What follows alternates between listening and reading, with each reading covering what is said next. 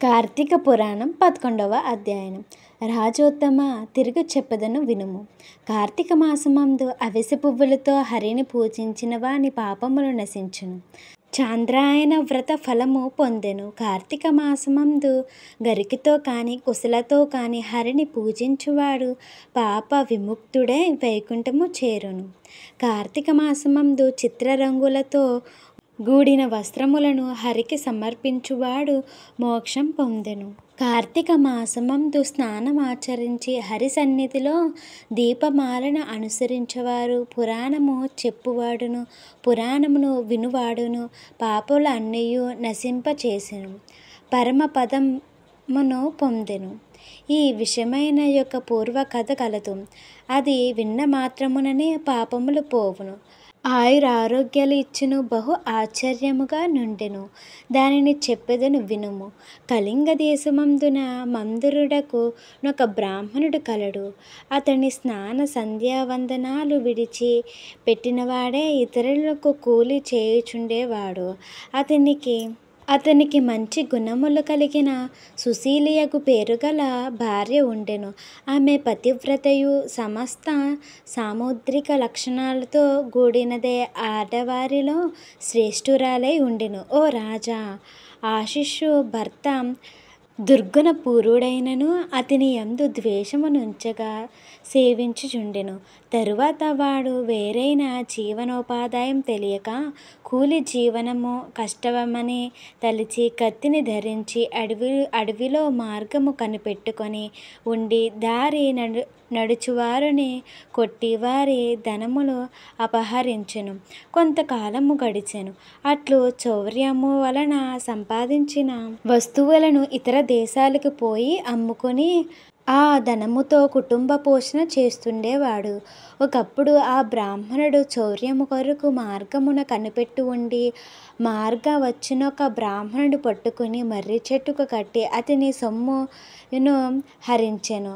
ఇంతలోనే క్రూరుడైన కిరాతకుడొకడు వచ్చి ఆ ఇద్దరు బ్రాహ్మణులు చంపి ఆ ధనమును తాను హరించెను. తర్వాత గుహములనున్న పెద్ద పులి కిరాత మనుష్య గ్రంథము ఆశ్రయించి వచ్చి వానిని కొట్టెను. కిరాతుడు కత్తితో పులిని కొట్టెను. ఇట్లు ఇద్దరును పరస్పర ప్రహారము చేత ఒక్కమారే చనిపోయిరి. ఇట్లు ఇద్దరు బ్రాహ్మణులు, పులి, కిరాతకుడు నలుగురు ఒక చోట మృతి నొంది యమలోకమునకు పోయి కాలసూత్ర నరకమయందు యాతన పడిరి. యమభటులు వారినందరినీ పురుగులతోనూ అమేధ్యముతోనూ కూడినటువంటి భయంకరమైన చీకటిలో సలసలా కాగుచున్న రక్తమందు పడవేచిరి. జనక మహారాజా, ఆ బ్రాహ్మణుని భార్య సమస్త ధర్మమగు ఆచార్యవంతురాలే హరిభక్తియుదే సజ్జన సహవాసములు చేయుచు నిరంతరము భర్తను ధ్యానించుచు ఉండెను. ఓ రాజా, ఇట్లుండగా దైవ వశము చేత ఒక యతీశ్వరుడు హరినామము చేయుచు నాట్యము చేయుచు పానము చేయుచు సమస్త వస్తువులయందు హరిని దర్శించుచు ఆనంద బాష్మతుడై ఆమె ఇంటికి వచ్చెను. ఆమెయు అతిథిని చూసి, భిక్షమిడి అయ్యా యతి పుంగవ, మీరు మా ఇంటికి వచ్చుట చేత నేను తరించితిని. మీ వంటి వారు దర్శనముకు దుర్లభము. మా ఇంటి వద్ద నా భర్త లేడు. నేనొక్కదానినే పతి ధ్యానమును చేయుచున్న దానిని. ఆమె ఇట్లు చెప్పగా విని యతీశ్వరుడు ప్రియభాషిణి శ్యామమైన ఆమెతో ఇట్లనెను. అమ్మాయి, ఈరోజు కార్తీక పౌర్ణిమ మహాపర్వము. ఈ దిన సాయంకాలము హరి సన్నిధిలో మీ ఇంటిలో పురాణ పఠనము జరపవలెను. ఆ పురాణ పఠనముకు దీపము కావలెను. నూనె తెచ్చెదను గనుక ఒత్తు నీవు చేసి ఇమ్ము. శ్యామమైన అనగా అర్థము యవ్వనవతి అని అర్థము. యతీశ్వరుడు ఇట్లు చెప్పగా ఆ చిన్నది విని సంతోషించి ఆవు పేడ తెచ్చి చక్కగా అలికి ముగ్గులు పెట్టి యందు 5 రంగులతో ముగ్గులు పెట్టి పిమ్మట దూదిని పరిశుద్ధము చేసినదే ఆ దూదితో 2 ఒత్తులు చేసి నూనెలో యతీశ్వరుడు వద్ద వెలిగించి స్వామికి సమర్పించెను. ఆ చిన్నది దీపపాత్రను ఒత్తిని తాను ఇచ్చినందుకు యతీశ్వరుడు చాలా సంతోషించి దీపమును వెలిగించెను. యతియు ఆ దీపమునందు హరిని జూపించి మనశ్శుద్ధి కొరకే పురాణ పఠనం ఆరంభించెను.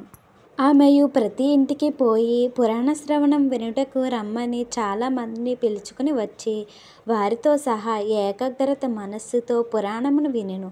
తర్వాత యతీశ్వరుడు యథేచ్ఛగా పోయెను. కొంతకాలమునకు హరిధ్యానము చేత జ్ఞానమును సంపాదించుకొని ఆమె మృతి నొందెను. అంతలో శంకు చక్రాంకితులను చతుర్బాహువులను పద్మాక్షులను పీతాంబరధారుడైన విష్ణుదూతలు దేవతలు తోటలోనున్న పుష్పములతోనూ ముత్యాలతోనూ పగడములతోనూ రచించిన మాలికలతో వస్త్రములతోనూ ఆభరణములతోనూ అలంకరించబడిన విమానమును తీసుకొచ్చి సూర్యుడి వలె ప్రకాశించడే ఆ విమానము ఆమెను ఎక్కించి జయ జయ ధ్వానాలతో కరతాళాలతో చేయుచు చాలామంది వెంటరాగా వైకుంఠములోకి చేరెను. ఆమె వైకుంఠమునకు పోవచ్చు మధ్య మార్గమందు నరకమును చూసి అచ్చట తనపై నరకముయందు ఉండుటకు ఆశ్చర్యమంది విష్ణుదూతలతో నిట్లు పలికెను. ఓ విష్ణుదూతలారా, నిమిషము మాత్రము ఉండండి. ఈ నరక కూపమునందు నా భర్త ముగ్గురితో పడి ఉండుటకు కారణమేమి? ఈ విషయములు నాకు చెప్పు. వీడు నీ భర్త. వీడు కూలి చేయుచు దొంగతనం చేసి పరుల ధనమును అపహరించి వేదోక్తుడే ఆచారములు వదిలి దుర్మార్గ మార్గమును చేరి అందువల్ల వీడు నరకము పొందుతున్నాడు. ఈ రెండవ బ్రాహ్మణుడు మిత్రద్రోహి మహాపాతకుడు. ఇతడు బాల్యము నుండి మిత్రుడై ఉన్న నొకతిని చంపి వాని ధనమును అపహరించి ఇతర దేశములకు పోవుచున్నదానితో నీ భర్త చేత హతుడయే అట్టి పాపాత్ముడు గనుక ఇతడు నరకమందు బడి ఉన్నవాడు. ఈ మూడవ వాడు కిరాతకుడు. వీడు నీ భర్తయగు ఈ బ్రాహ్మణుడు ఇద్దరిని చూపించినాడు. అందుచేత వీడు నరకం అనుభవిస్తున్నాడు. ఈ నాలుగవ వాడు పులి కిరాతకుడు. పరస్పర ఘాతముల చేత మృతునందరి. ఈ పులి పూర్వమందు ద్రవిడ బ్రాహ్మణుడు. ఇతడు ద్వాదశి నాడు భక్ష విచారణ చేయక నూనెలో చేసిన వంటకములను భుజించినాడు. అందుచేత వీడు నరకము అనుభవిస్తున్నాడు. ఇట్లు నాలుగవ నరకమందు యాతనలు పొందుచున్నారు. ద్వాదశి నాడు నెయ్యి వాడలేనివాడు నూనె వాడకూడదు. విష్ణుదూతలు ఇట్లు చెప్పగా విని ఆమె అయ్యలారా, ఏ పుణ్యము చేత మీరు నరకము నుండి ముక్తి అడిగెను? ఆ మాటలు విని దూతలు ఇట్లు అన్నరి, అమ్మ, కార్తీక మాసమందు నీ చేత చేయబడిన పుణ్యమందు పురాణ శ్రవణ ఫలితము నీ భర్తకిమ్ము. దానితో వాడు విముక్తుడవుతాడు. ఆ పురాణ శ్రవణం దీపమునకు నీవు సమర్పించిన వర్తి పుణ్యమును ఈ కిరాతకులకు ఇవ్వు. సమానముగా దాని వలన వారు విముక్తి పొందెదరు. పురాణ శ్రవణార్థము నీవు ప్రతి గృహమునకు పోయి ప్రజలను బలిచిన పుణ్యమును ఈ కృతజ్ఞత కిమ్ము. దానితో వాడు విముక్తుడవుతాడు. ఇట్లు ఆయా పుణ్యదానముల చేత వారు ముక్తులవుతారు. విష్ణుదూతల మాటలు విని ఆశ్చర్యమంది బ్రాహ్మణ స్త్రీ ఆయా పుణ్యములను వారికిచ్చెను.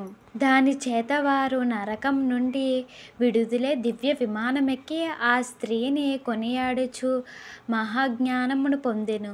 ముక్తి పదమునకు గూర్చి వెళ్ళిరి. కాబట్టి కార్తీక మాసమందు పురాణ శ్రవణం చేయువాడు హరిలోకము పొందుతాడు. ఈ చరిత్రను వినువారు మనోవాక్యము చేత సంపాదించబడిన పాపమును నశింపచేసి మోక్షము పొందుదురుగాక. ఇట్లు స్కాంద పురాణాంతర్గత వశిష్ఠ ప్రోక్తి కార్తీక పురాణము 11వ అధ్యాయం 11వ పారాయణం ఇంతటితో సమాప్తం. మన ఛానల్ని ఎవరైనా కొత్తగా చూస్తున్నవారైతే please like, share, subscribe my channel. Thank you for watching.